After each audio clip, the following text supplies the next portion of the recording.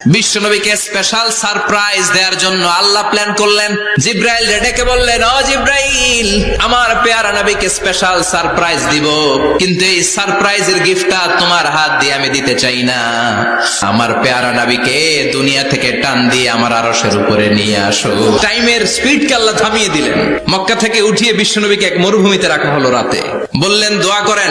দোয়া করে বিশ্বনবী বললেন, ভাই জিব্রাইল, এটা কোন জায়গা, কোথায় দোয়া করব? সাইয়েদনা জিব্রাইল বলেন, নবী, কিছুদিন পরে এই জায়গায় আপনি হিজরত করে আসবেন। এই জায়গার নাম ইয়াসরিব, মদিনা। আবার সেখান থেকে তুলে এক পাহাড়ে রাখা হলো। নবী দোয়া করেন। দোয়া করে নবী বললেন, এটা কোন পাহাড়? অন্ধকার, আমি তো কিছু চিনি না। সাইয়েদনা জিব্রাইল বললেন, নবী, এটা সাধারণ পাহাড় নয়।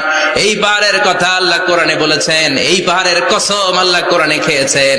এই পাহাড়টা হলো আপনার ভাই মুসার পাহাড়, তুর পাহাড়। সাহিবুল মেরাজ, যেই নবীর মেরাজ হয়েছে আর কোন নবীর হয় নাই।